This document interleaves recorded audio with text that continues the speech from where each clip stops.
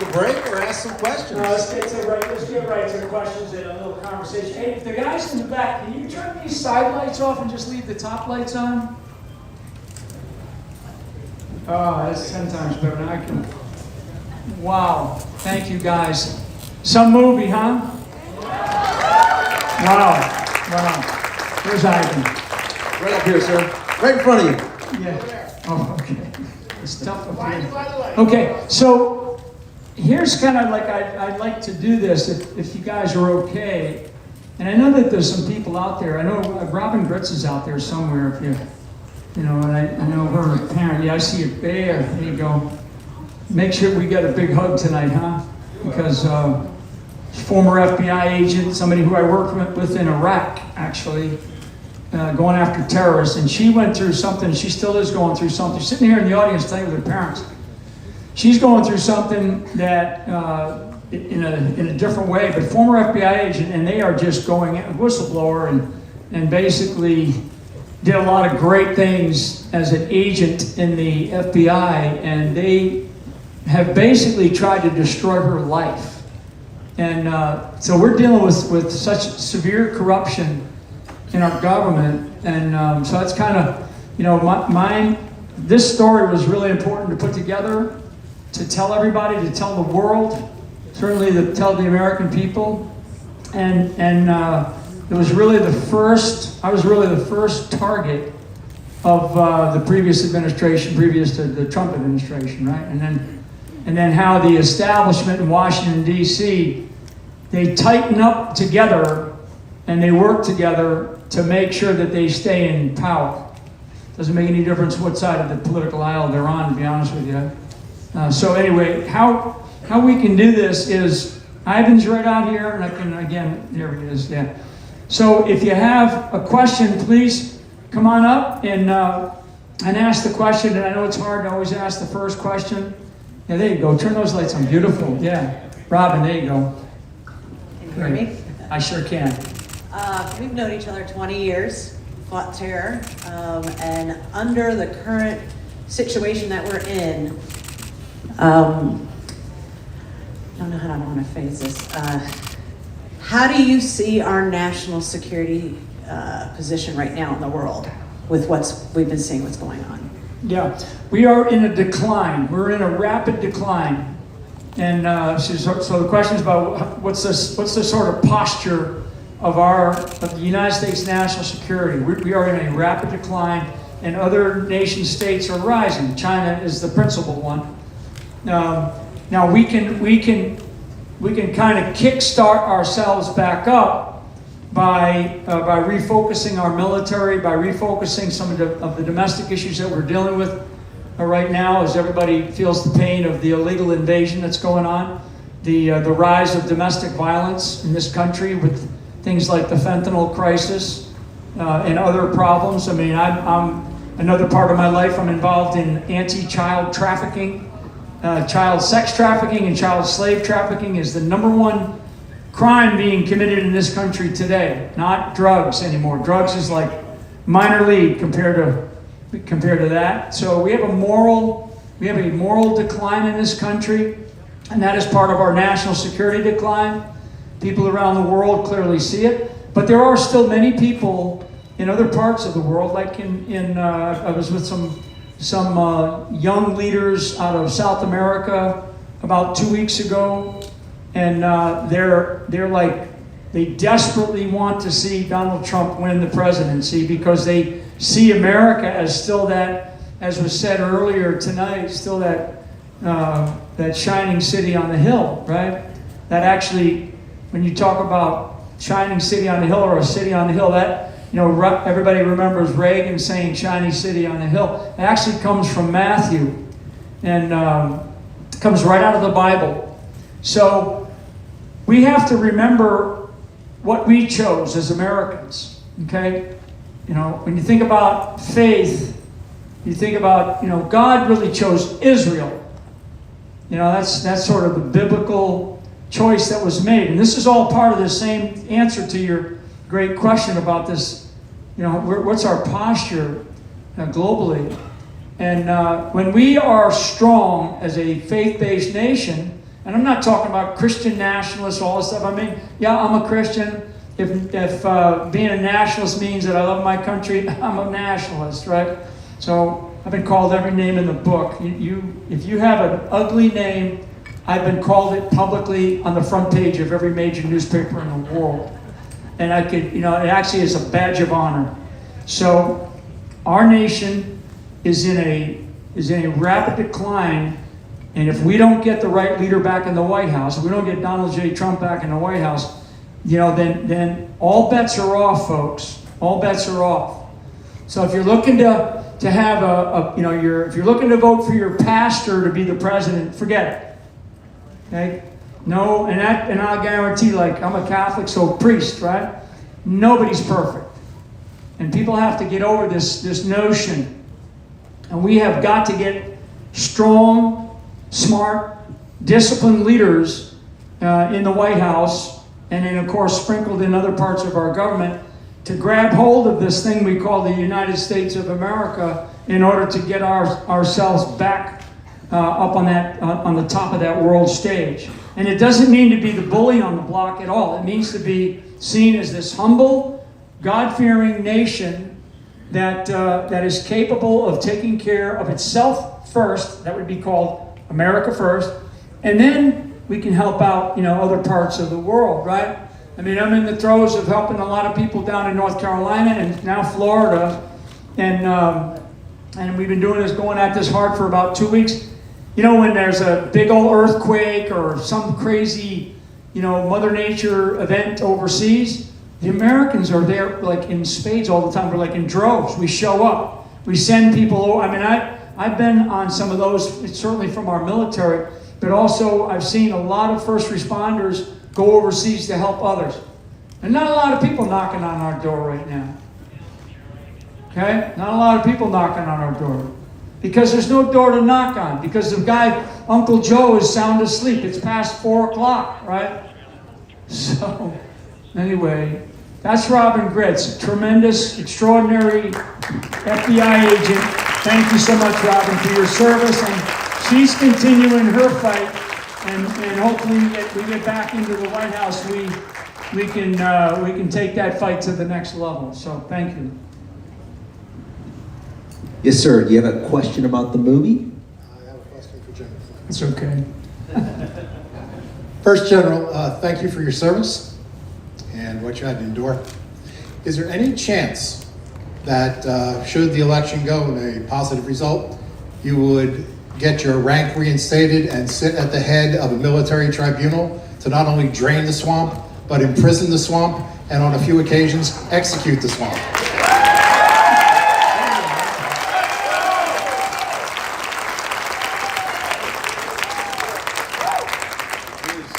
Here's where I think General Flynn would best serve in a Trump administration. So has anybody heard of Elon Musk and potentially being the head of the government efficiency task force that Donald Trump wants to create? So that's going to be probably one of the most important initiatives that Donald Trump has, and I can see General Flynn being in a position to essentially get in there and gut the intelligence community and gut the military-industrial complex. So, I mean, there's a lot of different answers to that question in terms of what position he could or should take, but I think what really needs to happen, and we have to gut the federal government. I mean, I think I heard Vivek Ramaswamy, in one interview talk about how we need to gut it by like 80%. I mean, if you have been into the DC area, okay, Washington, D.C. is pretty much, Northern Virginia is pretty much all of Washington, D.C. It's nothing but bureaucrats, and it's just a cesspool of government waste. All right, so that's my best response. I think he needs to team up with Elon Musk, RFK Jr. You need to get RFK Jr. to gut the kind of the healthcare industrial complex, right? So those three right there, those top three individuals, I think, would be best over on that task force. Yeah, and the only thing that I would add is that your sentiment is like a lot of people that I speak to around this country, and for years now, for the last 4 years of my life, I've been around this country all over the country. I've been to over 100 cities, just doing my thing, which is basically telling the American people, you better wake up here, folks. There's no more. Well, we're going to go through just another election. All these elections are the same. But what your sentiment is about is accountability. Okay, accountability. And if there's anything that our founders taught us, they taught us two things. They taught us how to be courageous, because they were willing to give up everything to include their lives. And they also taught us about accountability, because they took account for themselves first and foremost. They were willing to say, we hold ourselves responsible, because they all said it. We hold ourselves responsible for the things that are about to happen. The people that we have serving in our government right now are not serving, they're serving themselves. And so we need accountability. I definitely believe we need accountability. Your question went into some other areas that I think a lot of people actually think like you do, and I think that's your right and our privilege. And Michael's right. I mean, there's a way to get after this, but we have to win first. Okay, I always tell people that I'm an athlete. I grew up as an athlete. I played in a lot of sports. I played on a lot of championship teams. And championship teams win because they don't worry about playing, we're in football season now, so they don't worry about, playing in the Super Bowl this Sunday or this Saturday. They worry about winning this Saturday or this Sunday. Okay, they worry about winning that game. Win every single game. If you keep winning, you're going to get to the Super Bowl. And right now, what we have to do before all these other things that we want to do, before all these people that want a job in the government someplace, which I'm not looking for one, okay? But when people start thinking like that, all of us folks, and when you hear other people talking about it, because you're going to hear a lot of people this weekend, and I always say that I speak like I never will be invited back. Okay? So you're going to hear all kinds of stuff, and that's great. That's good. I mean, people need to feel that way, and all good and fine. But not me. I'm about winning. We have to win. And these people are already up to no good. So we got to win first. We win, and then Katie barred the door. Okay? Believe me, the gates of hell, my hell, will be unleashed.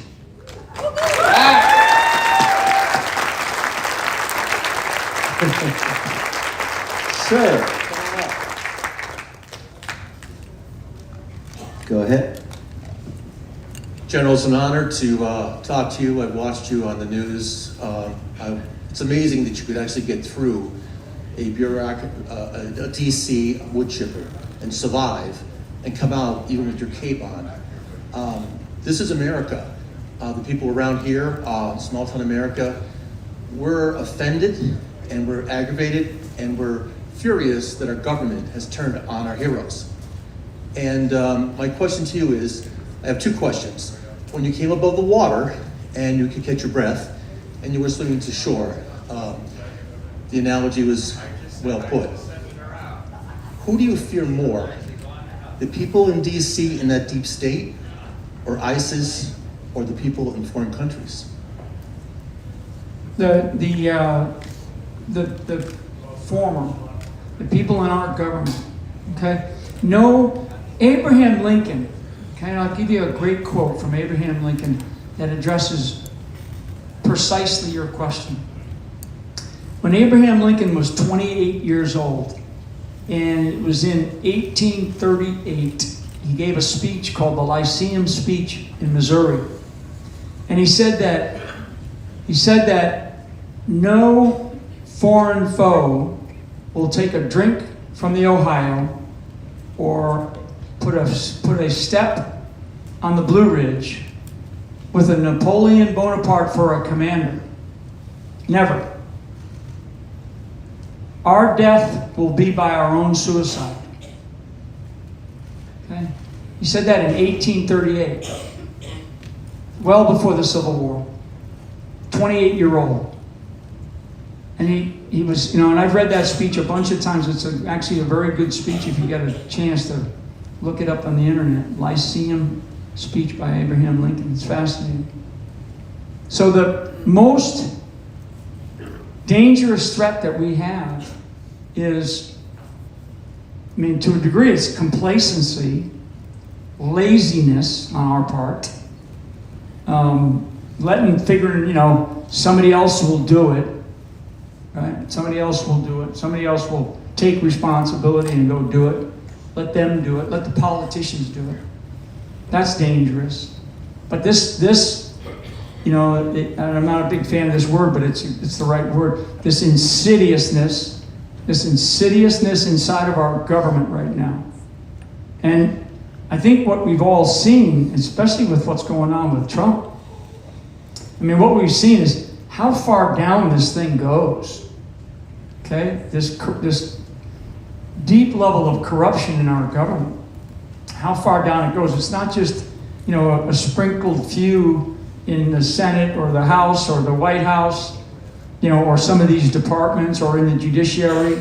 It goes down pretty deep. And so that's the foe that I fear. It has this sort of chokehold on our nation right now. No enemy overseas. Trust me. You guys know this up here in Pennsylvania. Nobody's about to attack this country because they know they get their asses kicked. Okay? Now, because if they did, believe me, then that you would see the American people want to have a unifying force of Americans behind saving this country. But what we need right now is we need that unifying force behind, in this case, one man who they've already tried to kill a couple of times, not too far from here. Had he not, he just had 100,000 people back in Butler that, whatever, the 14th, I think, of July, they tried to turn his head into red mist. Okay? And both of these individuals. And there's another threat out there. You following this other threat? For these handheld shoulder-fired missiles from Iran, MiSAG 3 they're called. It's a real threat. Trump is negotiating. Trump and his team are negotiating to get Air Force aircraft to support his being able to campaign around the country. And people go, Air Force aircraft. Yeah, because Air Force aircraft provide close air support and support around his aircraft. And they're having the damnedest time. That should just be given to them. Shouldn't have to be a negotiation or even a conversation. So ISIS, piece of cake. China, and I hope they're listening, piece of cake. Russia, piece of cake. Okay? And as you've probably heard Trump say, and I'll say it tonight, the use of the word nuclear. If you pay very close attention to Trump, he talks about it once in a while. The word nuclear is very dangerous. Very dangerous. And don't ever let anybody say that, well, we got tactical nukes that can be, blown up just over here in the eastern front of Eastern Europe. There's no such thing as a tactical nuke. Okay? Look at what we did in Nagasaki and Hiroshima during World War II with atomic bombs. Okay? These tactical nukes are 25 times the tonnage of explosives than what we dropped in just those two cities. So nuclear is one little component that I get very, very worried about. And that's why we've got to have really smart people in charge. So, Uncle Joe Biden from right down the road here, right? Is he from where? He's from Scranton? I'm just picking on you. Okay, I'm picking on you because when we flew in, it was like, we're in Joe's spot, his place, man, Scranton. I love it. This guy hasn't talked to Putin in 2 years. 2 years. Two of the largest nuclear holdings in the world, and they haven't communicated in over 2 years.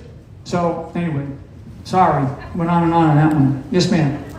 First of all, I want to say how beautiful your documentary. It was very well made. And for a lot of us, I think, patriots, we remember bits and pieces of living through it. And surely you connected the dots and we clearly understand what happened. Secondly, I just want to say that it's beautiful to see such a strong family of unity together, that you can go through hell and back with your wife, with your son, with your brother, your sister, and know that you did nothing wrong and no one abandons anyone. And that is an example to every American family here. So my question to you is this, because I think you probably get that asked a lot, but it's a really good question. The other thing we saw in this movie was President Trump. It was very clear that he didn't know exactly who to trust. We see those faces, and now we can point out exactly who they were and the ones that weren't good. So if he gets in, which we hope he does, and he needs good people he can trust, and you are asked to be in his administration, would you say yes, and in what capacity would you serve? Yeah, I mean, is there media here? There's some media here. I wanted to get this right. Ivan and I talk about this. You've probably heard, if you follow Ivan, we talk about the Secretary of Accountability or the Secretary of Retribution. No, I'm kidding there, media. I'm kidding. Screw you anyway.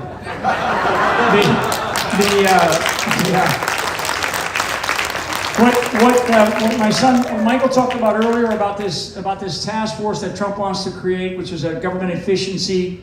It's probably a soft way of saying we need to clean out, the gutters, and there has to be a reformation of the United States government. There has to be.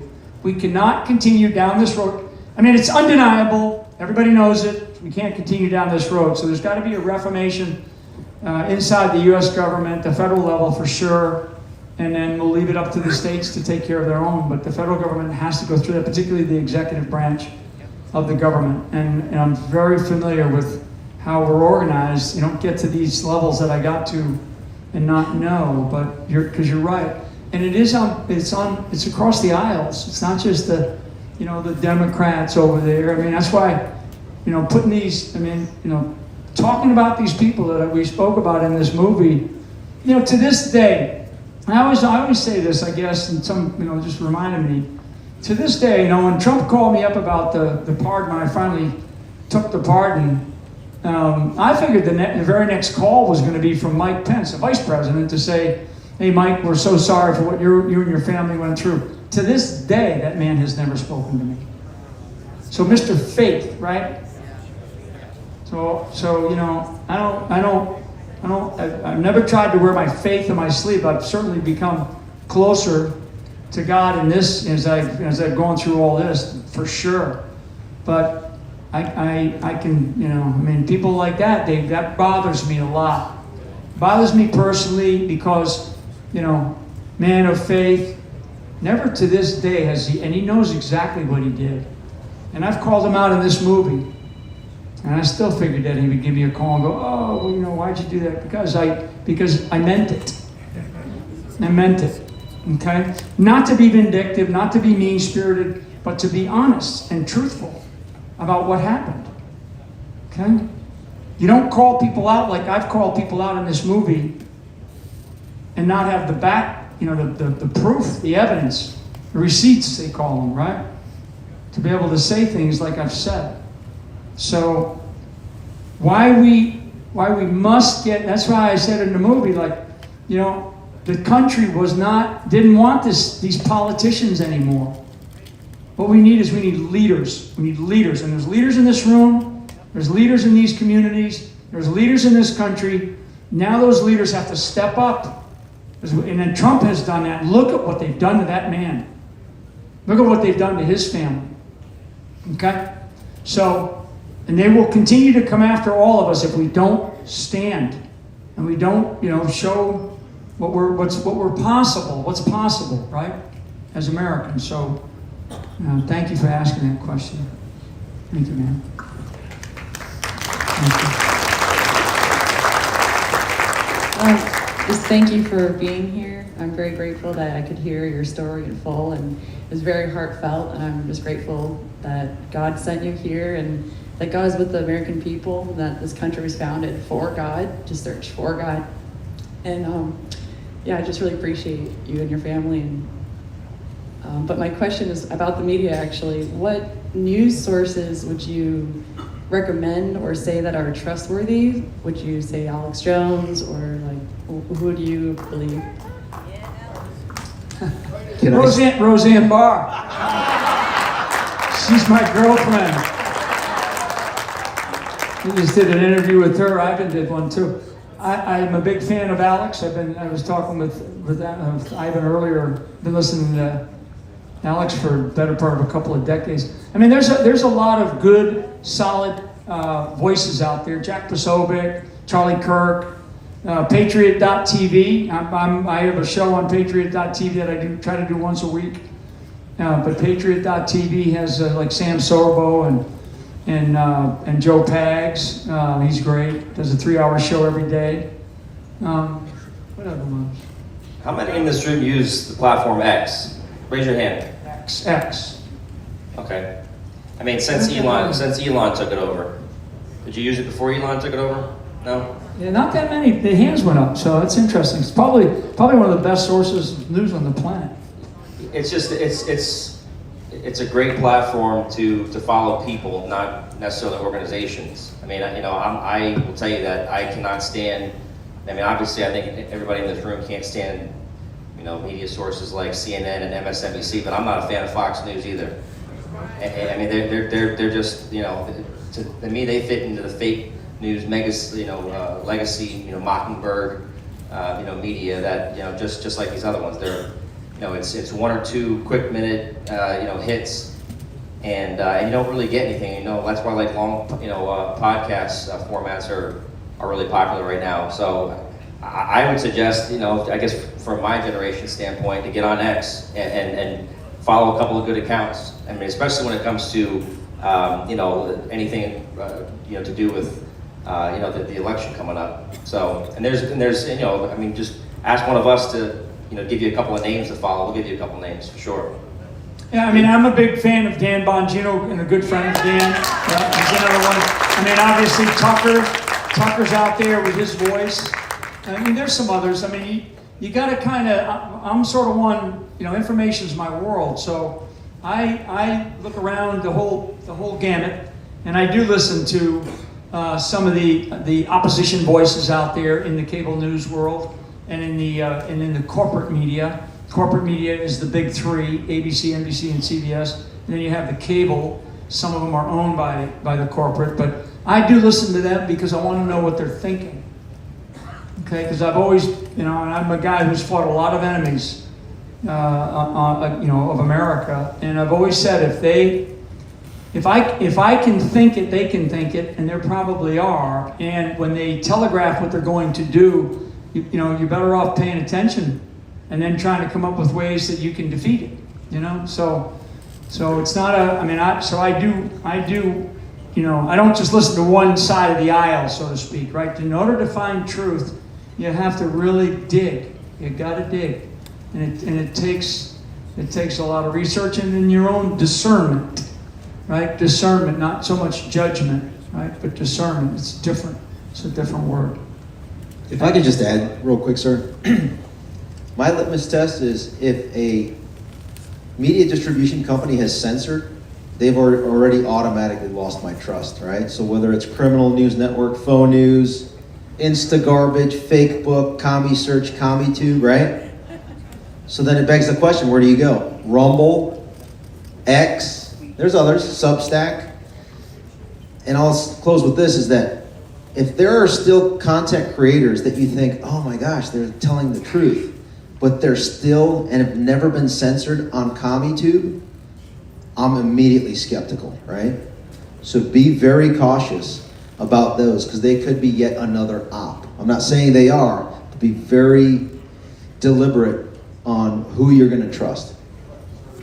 Yeah, and just real quick on Ivan, just for those that don't know Ivan, Ivan's a retired lieutenant colonel out of the United States Army, Green Beret, Special Forces guy. Amazing, amazing career. Speaks multiple languages. He's also a constitutional lawyer. So you're not listening to just some guy that's just some guy, right? Thank you. Well, actually, I'm a subscriber to Ivan's podcast recently, just saying. And I watched the Skiff, General Flynn in the Skiff, and that movie was amazing. I'm just so excited. It's the second time I've seen it. I got even more out of it this time. But also X-22 report is great as an overview. I watch every day if I can. And we know LT, so good. Anyway, my question is actually personal. I think the father-son relationship is probably the most, including our Heavenly Father with us, most important relationship in the world. And so it's a personal question to Michael. Did I say that right? Michael or Micah? Michael. Michael. Right. I was so moved that you had the PTSD, as you said. And how are you doing now? It's a personal question. You don't have to answer, but I just want to make sure you're doing okay. Oh, he's crushing it. Wow, I can say personally. No, I appreciate the question. Certainly time does heal a little bit. I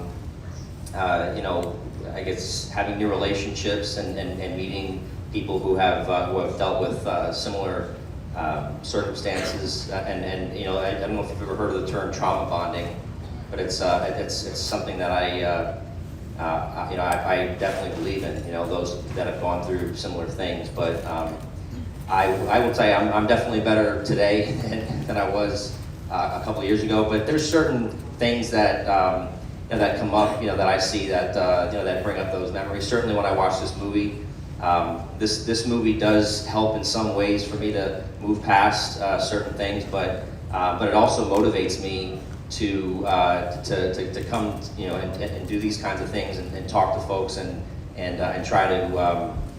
Try to just motivate them to actually be okay with talking about those taboo, quote unquote, subjects that I mentioned in the movie, suicide, depression, PTSD, because the mental health crisis in this country is something that doesn't ever get talked about. I think everybody in here would agree with that, and it's something that we have to address, and that's why. That's why, frankly, I'm a big fan of RFK Jr. and wanting to get in and really revamp the healthcare industry. So let's hope that he does that. Thank you, ma'am. Sir? Mr. Flynn and General Flynn, it's an honor. My name is Cooch. I'm a retired police officer in the Bronx. I worked in the music industry for many years, touring the world with rock star friends, but they've all become an embarrassment because they've been owned by the cabal and they've turned on President Trump. What I think is you are all the new rock stars that the kids should be looking up to, including Mr. Raglan, Alex Jones, Tucker Carlson, Scott Pressler, who I work with. You're all giving us a lot of hope, and I think the kids could look up to you all rather than these rock stars who are phony and owned by the cabal. So true. It's a big deal. I'm a big fan of Scott Pressler. By the way, Scott could not be here tonight. We invited him. I think he's got a couple of his folks here that are trying to register people. Yeah. And anyway, but Scott is a great person, great friend, and he's out. I know he's in the western side of the state tonight doing God's work.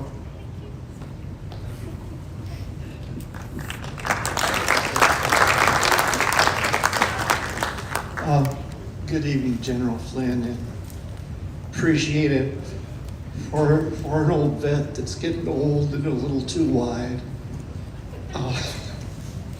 Anyway, I didn't think I'd be so emotional. Sorry. Give me a moment.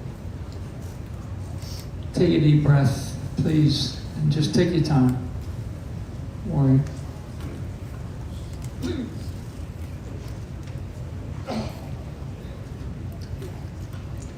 In here, in history, love Lincoln, and I love one of the things he once said. He said, You know, he had a very divided cabinet, very divided country in a very difficult time. And he went through things and suffered a lot of depression. And one time, after Lee surrendered and the South surrendered formally, all his cabinet and all his advisors were wanting to take retribution on the South. And one of them said they're their enemies, and his comment to his cabinet was, well, if I make my enemies my friend, have I not defeated my enemies? And it reminds me of where from the Bible it says, vengeance is mine, thus saith the Lord. And I was in Eastern Tennessee just last week and listening to the people in Greene County there and stuff on the ham radios and all they're going through in North Carolina and here, and I know how abused and how wronged the innocent people of this country have been, and you one of them. And all of us are in those long, dark nights when we feel there's no one there. So my question to you, quite simply, and to your son, is could you just tell us a little bit, because each of us are in our own little foxhole somewhere, and sometimes we lose the friend next to us and we feel all alone when we're fighting these battles, whether it's our local, state, nation. But what advice could you give us that are sitting there in the foxholes that have been there for many years? I appreciate it. Thank you.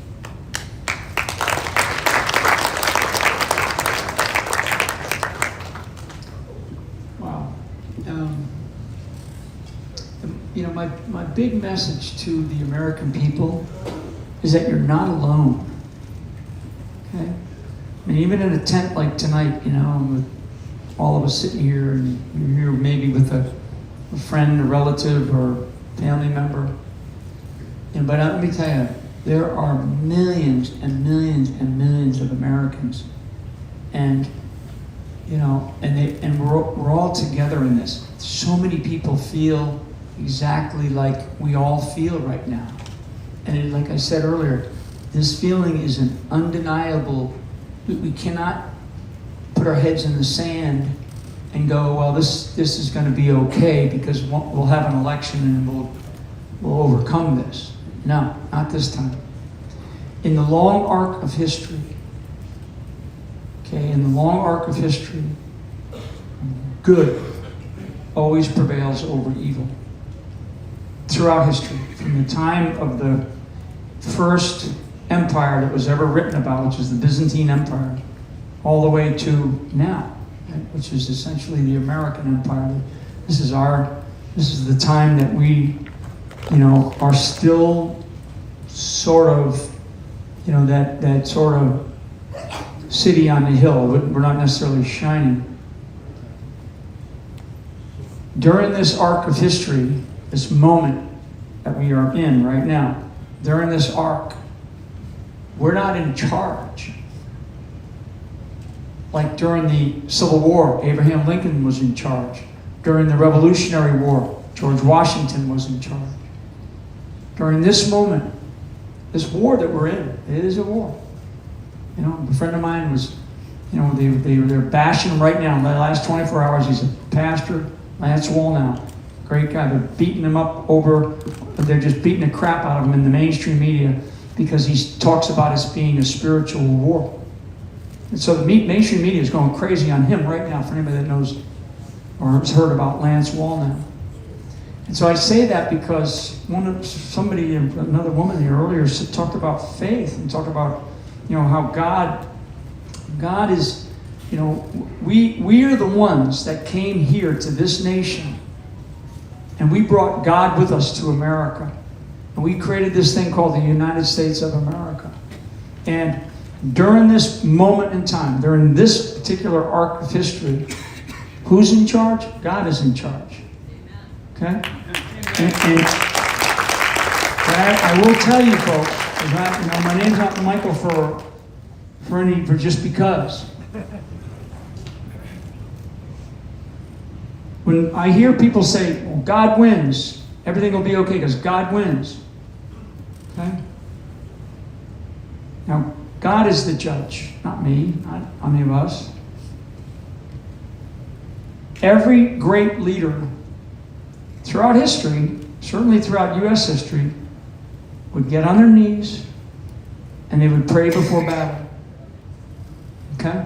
But then they would stand and they would go do something. Okay?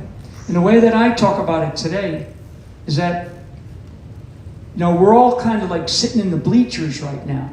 And we're watching this game, which is not a game, happen in front of our eyes. And you got to get out of the bleachers. We got, 25 days.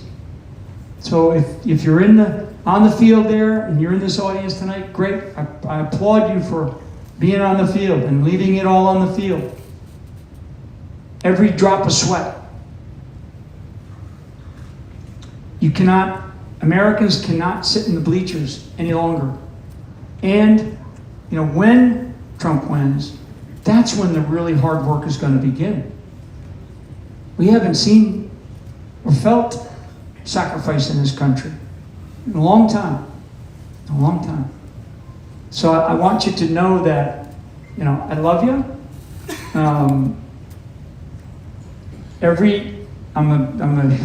Life, right? Every life is precious. But now's the time to stand.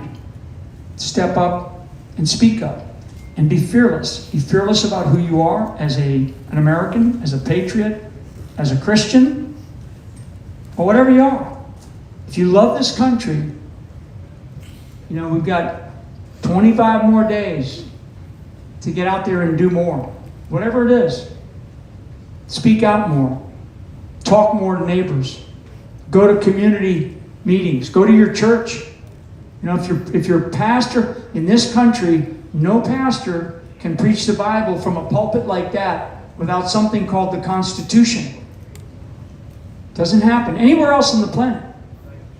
So not enough pastors, and we're going to be with a whole bunch of them here in another week. A bunch that represent tens of millions of evangelicals. And we'll be on the 21st of this month with Trump in Charlotte.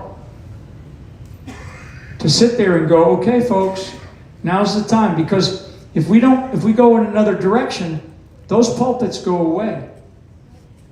They go away. Because they don't want God. These are dark, soulless people. And you need to understand that. Because that's what communism is. That's what Marxism is. And we will become the United Socialist States of America if we don't wake up in this country. Okay? And I mean that. I mean that. I mean, believe me or not, doesn't matter. I have enough scar tissue, and I have been all over this planet and dealt with some of the worst of our enemies. And as I gave a lousy answer before, the greatest enemy that I have fought is right here at home. And it's evil. It's evil. It's not a Democrat or an establishment or a bureaucrat. It's evil. And now is our time to stand up against this evil. So God bless you, sir, for having the courage to ask that question. Thank you. Thank you, General.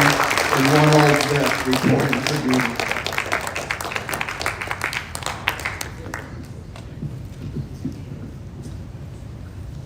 General, I'd like to say that your whole family's service and dedication to the truth and the country has been really inspiring. I wish I had followed it closer. Almost embarrassed that I have a couple real quick questions. Number one, aside from the books that you've written, you're obviously very well read. What are your favorite books? One or two titles? And number two, why wasn't Reagan so persecuted for Make America Great Again, as Trump was? And number three, you were in the protection business, you can argue, why was the sniper on the roof? Whose responsibility was it? My question is, why was Trump allowed to come out to speak, and why haven't we heard about who made that decision to let him come out and speak? Wow. So I'll go backwards here if I can. I used to think that the Secret Service was like a real high quality organization, but the culture inside of that organization is clearly needs to be cleaned up. I mean, it definitely does. Any organization that this DEI stuff has touched has permeated down to a level where there's just not this openness that needs to happen, and that whole investigation, the American people need to know. Trump certainly, he does, and that's why they're demanding more and more security support for him. I'm not sure Reagan had "Make America Great Again." Reagan was America first, but for folks here, America first has been, that phrase, that bumper sticker, America first, has been around since post-World War I. So it sort of was first coined post-World War I because it was America first. We had won the Great War, that's what it was called. World War I didn't happen, didn't get its name until we had World War II. So it was called the Great War, and it was going to be the war that ended all wars, and America was going to, America first. And that's kind of where that phrase came from. I'm not aware that Reagan had a "Make America Great Again" slogan. And I forget what his slogans were or was, but I know that Trump is a different type of leader. Definitely is a different type of leader. He's all about a mission, the objectives to accomplish the mission, and let's get that done. And like I said at the very end of the movie, he didn't know the ways of Washington. Now he does. Now he does, and he's fighting for all of us. He's fighting tooth and nail. I mean, these people want to kill him. Just like they killed Lincoln. So, as far as books go, I mean,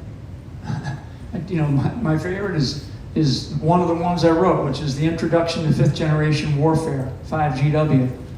And if you haven't read that book, you should read it. Introduction to 5GW, Introduction to Fifth Generation Warfare. It's called The Citizen's Guide to Fifth Generation Warfare.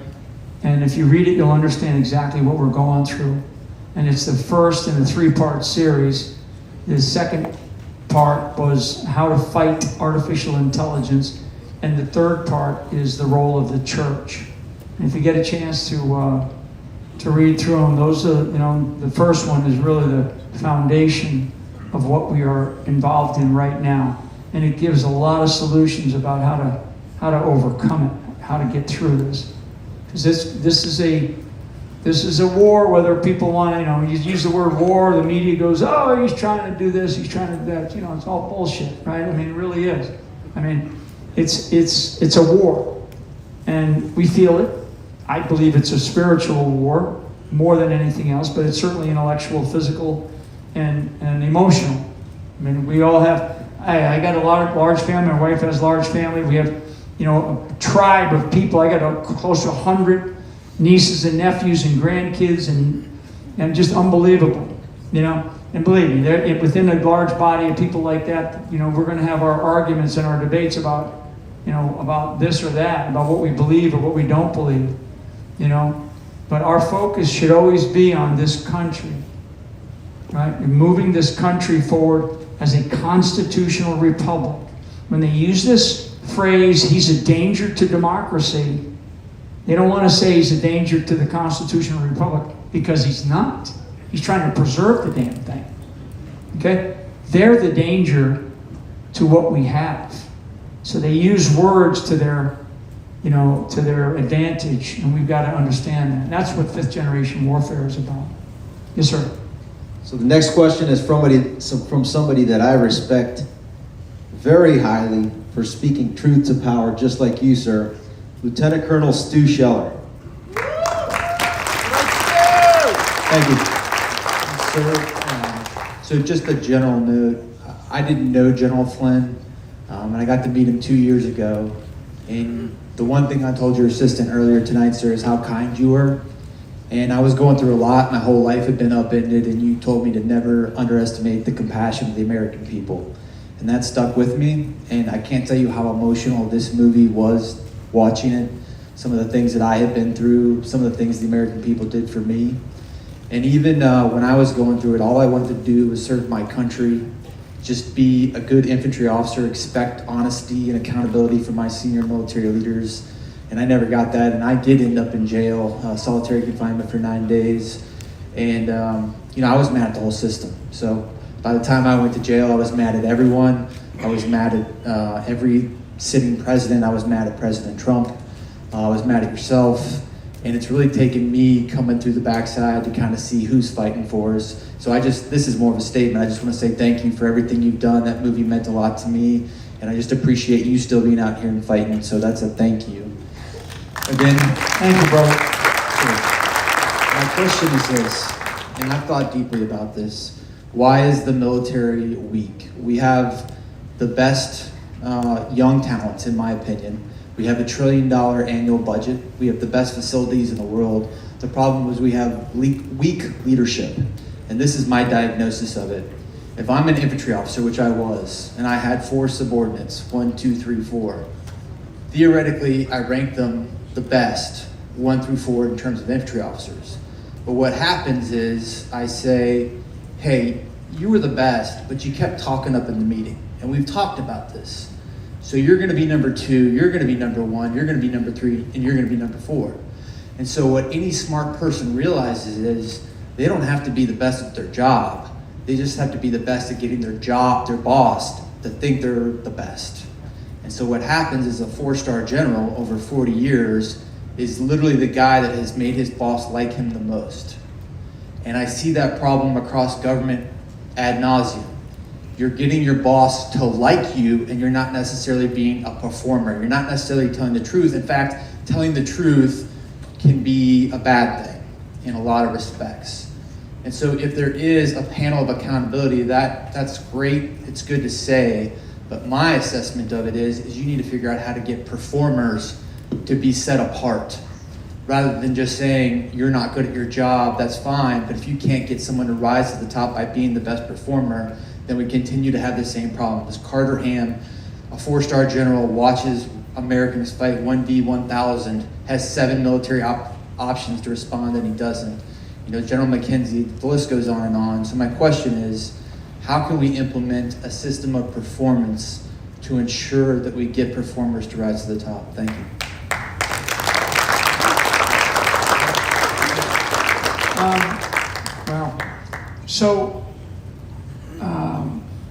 Our nations, and our military, not their military, right, or the government's military, or the president's military, our military is designed for one purpose, okay? And don't ever forget this. Our uniformed military is designed for one purpose, and that purpose is to be prepared to fight and win, and the key word there is win, our nation's wars, period. That's it. That's the purpose. Not to, get into transgender socialism, not to participate in endless wars. Okay? A lot of veterans, there's a lot of veterans in here tonight. I met a bunch of you, and I meet veterans all the time. The last war that we won was World War II. Okay? And my father fought in World War II. I had a grandfather and my father fought in World War II. And both my grandfathers fought in World War I.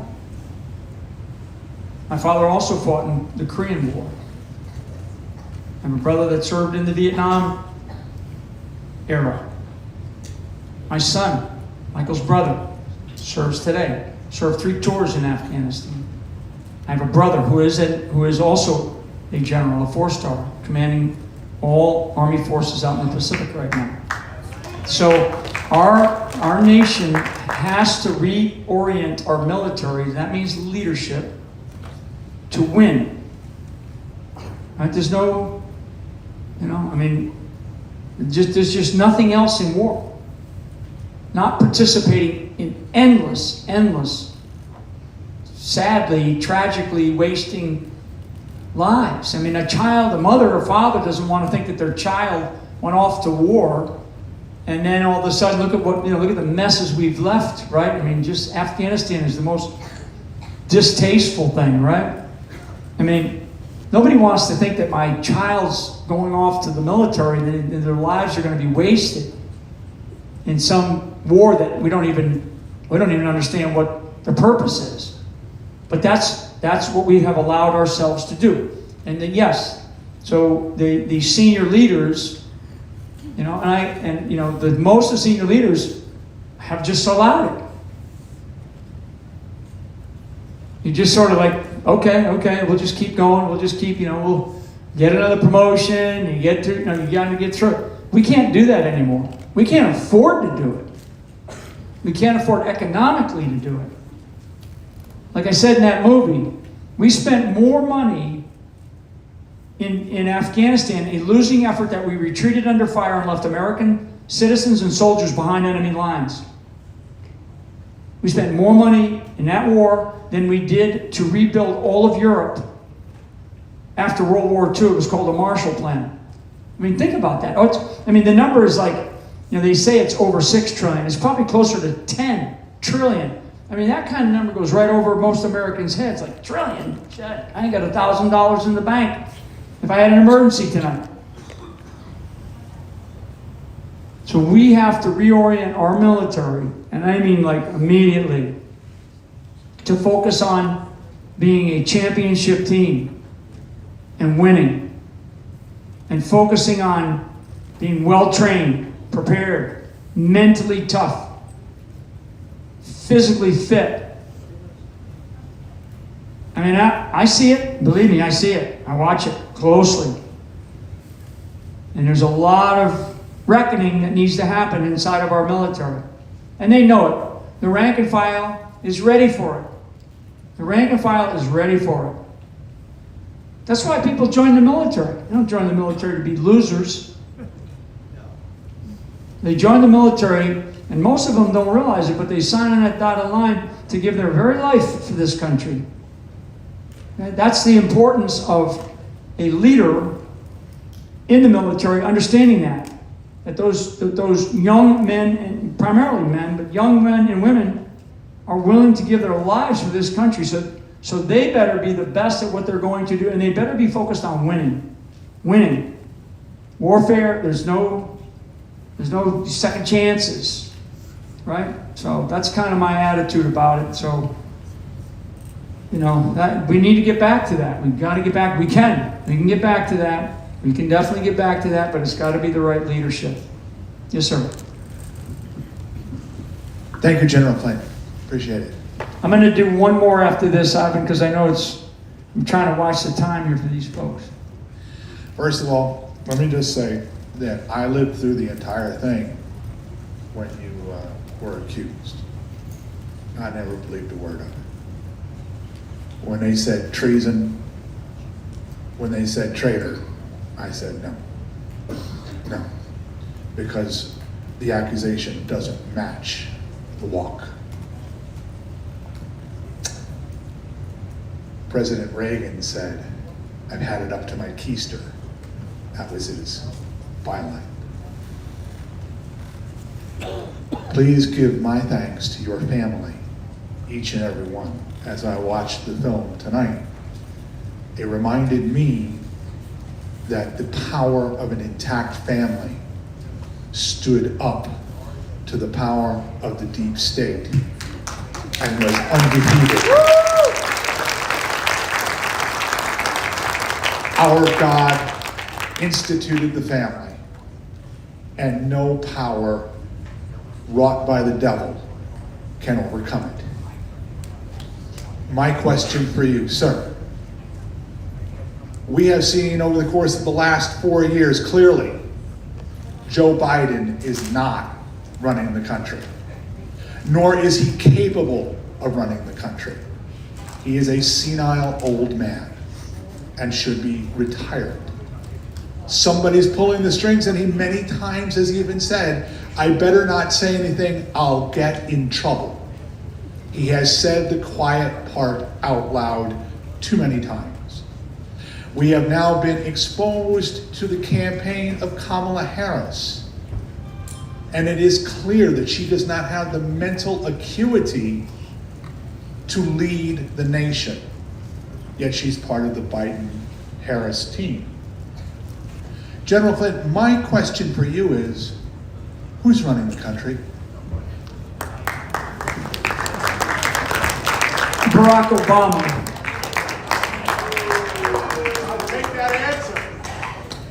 I mean, there's others, but he's right there. I mean, he said it. He said it. He said it.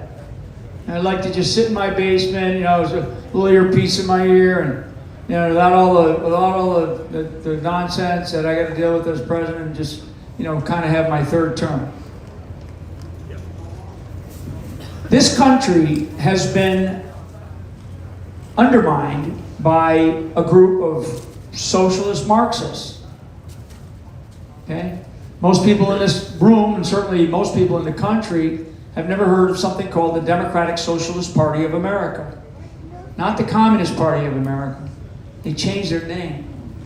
Right? The Communist Party of America is still around.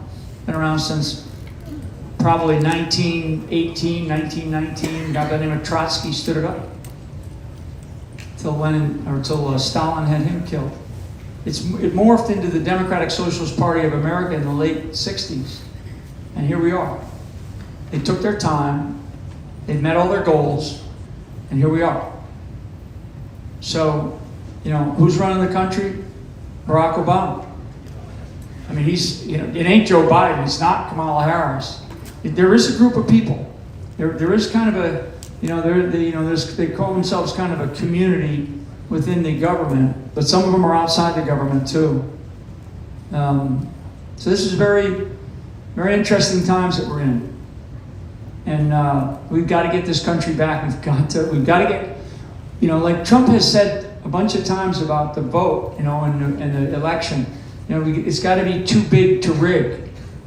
Average turnout since 1992 for presidential elections, average turnout has been 65% during the general election for president of the United States since 1992. 65%. That's a D.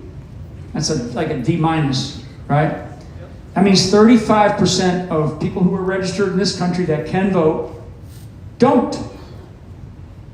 In 2020, between 30, roughly, they say 40 million, but I'll say between 30 and 40 million Christians did not vote in 2020. Christians did not vote. So, when I say get out of the bleachers, maybe that's all that means, is get out there and vote. But don't sit there and go, I'm gonna just be a complainer all my life. And complain about this and complain about that. There's one thing that our founders gave us that makes all of us equal at the exact same moment in time in this country, is our right to vote. I don't care if it's a homeless veteran, which we have too many of, but he's registered to vote and he's living out on the street and he goes to vote. And the richest guy in that town goes to vote at that same moment. Those two are supposed to be equal.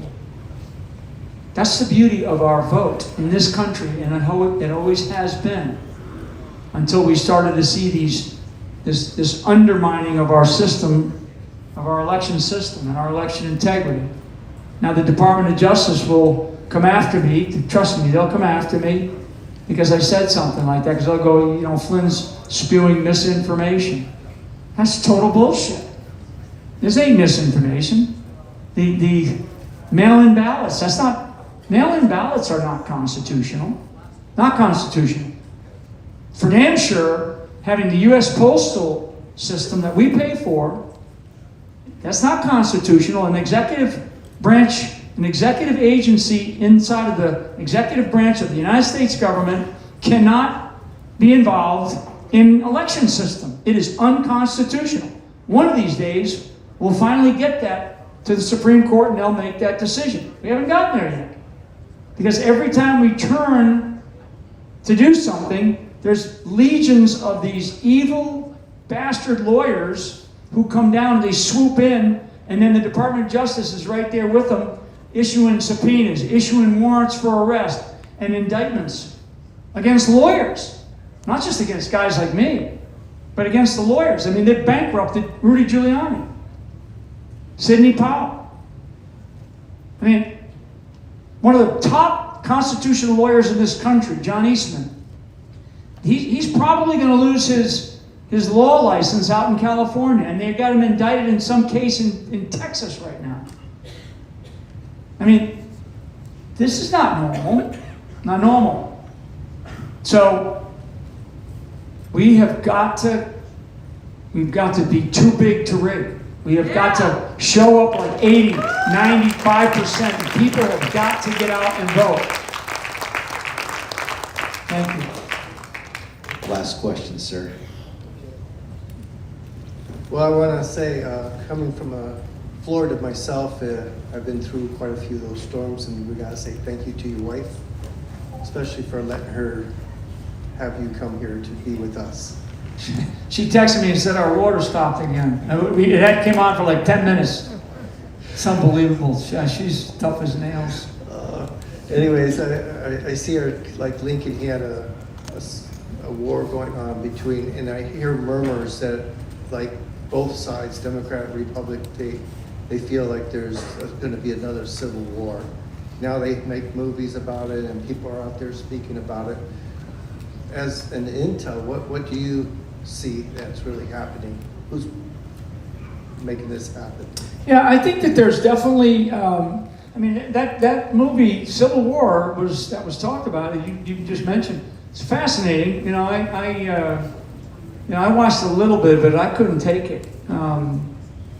There is certainly a huge divide in this country. They make it as though there's like two competing sides, and it's really not. So the influence campaign, like I said about Sun Tzu, and all war is deception.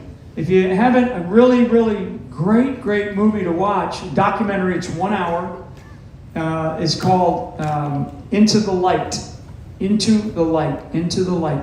It's a great documentary, and it talks about the Hollywood, intel community and media manipulation of large segments of our society. So there's actually a very small group of people, they just happen to be in charge, and they tell the rest of us that, there's half the country's over here and half the country's over there. That's not true. It's not true. Okay? The majority of Americans want to continue to have, freedom to practice whatever their religions are, freedom to get out there and speak freely. They don't want, most Americans don't want government intrusion into their lives. And you see all these little activist groups pop up, right? Like all this stuff going on in Israel right now, in the Middle East, right? So you see all these college campuses where these Palestinian protests pop up.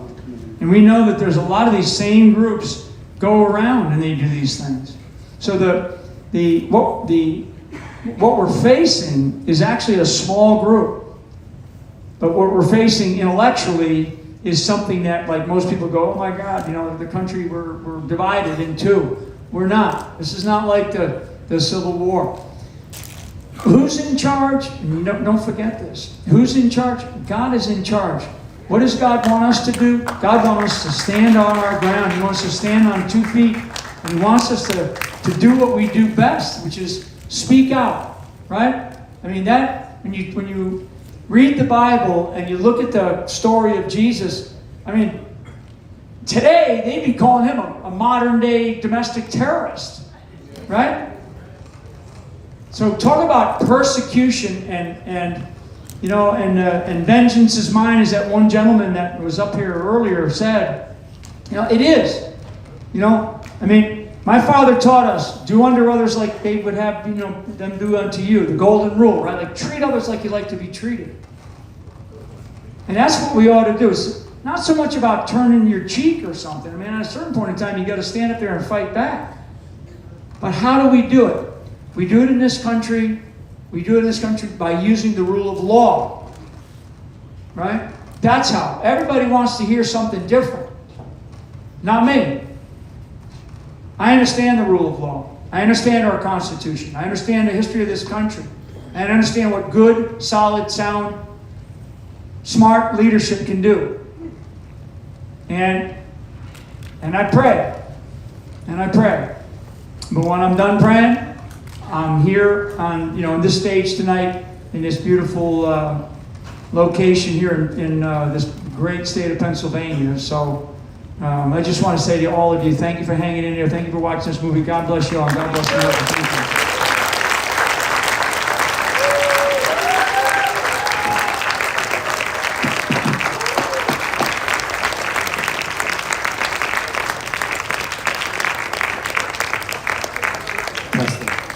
Testing. Okay, good. Guys, it's not over. If you guys could just give us a few more minutes. Real quick, we talk about persecution, and we have Lieutenant Stu Scheller here, General Flynn. We have the J6ers. One of the things I work closely with Todd, who's outside, we have Trump honey in a bottle. If you guys want to stop by and get a bottle, we donate a portion of this to Stand in the Gap. Stand in the Gap is an organization that Sarah Maccabee founded. Her husband is the J6 sheriff. He's still in prison. What we're doing is this money that is raised is going to help build tiny houses in Tennessee, in Texas, to help the J6ers as they come out get reoriented. So it can add up. So before we go, we're gonna have Chris come up here and sing one last song. When he's done with that, the VIPs, if you're gonna wanna get a picture, we're gonna bring you guys up here one at a time, or groups, or if you're in couples or whatever. We'll do pictures up here real quick. You'll come up this side and then exit at that side. And then on the way out, see Melissa at the table, you VIPs, and you'll be able to get some of, put it this way, not everything came because of the hurricane. So if there's not enough stuff, Melissa will be taking your information outside and will be mailing your packets. We've really had to do a lot to get to this point today. So with no further ado, I want to invite Chris Darlington up here for a few words. All right, guys, you gotta stay for the song and the story. Come on up, Chris. Thanks, you all. Oh, that, okay.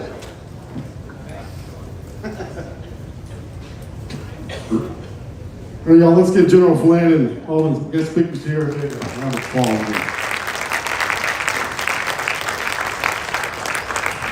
So the last song I'm going to do tonight, it's called Hold That Line. Like I told you earlier, I've been a deputy sheriff. It's my 19th year. Still currently a deputy sheriff.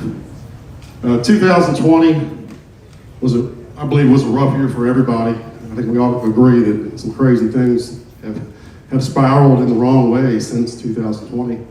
And it's also hit hard for law enforcement. I feel like we were demonized as a whole. I know we got some knuckleheads in there, trust me. And I wish, there's always a bad egg in every dozen, but God's truth, I work with a lot of them, and most of us are good people. So I wrote this song to kind of uplift law enforcement, the spirits, to fight the pushback 2020. And it's called Hold That Line. But I think right now, in our country as a whole, we need to hold that line as we the people. We need to get it back. And hopefully we get it back. With God's help. But here's the song called Hold That Line. Thank y'all so much.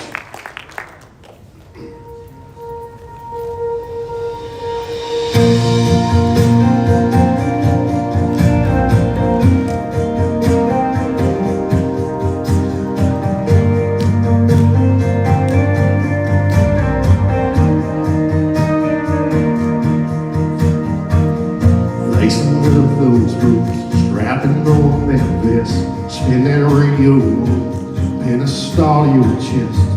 Just do what we love, do what we do. We kiss our family goodbye before we go. Crazy world out there, only the good Lord knows We take that last call, the cavalry will be there to hold that line. Where we fall, we're holding that thin blue line. 'Cause that's what we do. We don't do it for the glory, we do it for you. No matter the price, we'll sacrifice, we will hold that line.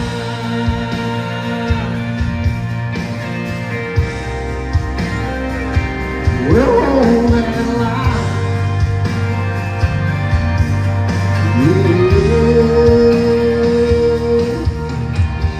Love us or hate us, we'll always be there.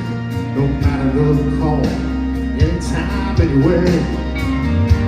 Just do what we love, you do what we do. Blue lights and sirens, it's time to go.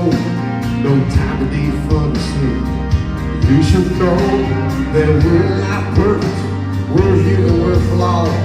Just sing us some grace for the sake of us all. We're on that thin blue line, 'cause that's what we do. We don't do it for the glory, we do it for you. No matter the price, we'll sacrifice, we will hold that line.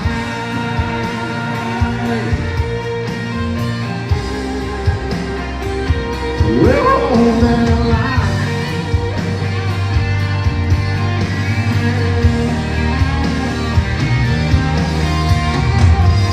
We'll hold that thin blue line, 'cause that's what we do.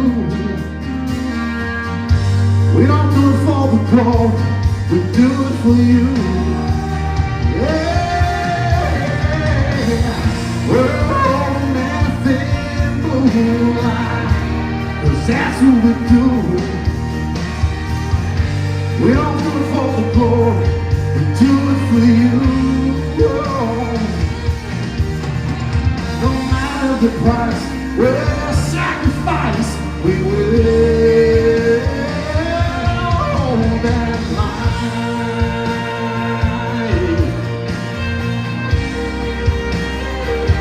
We'll hold that line. Yeah, yeah.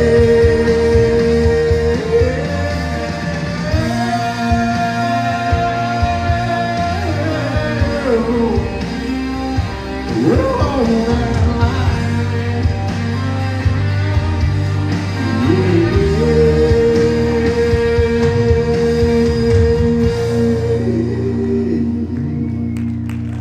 Thank y'all so much and good night.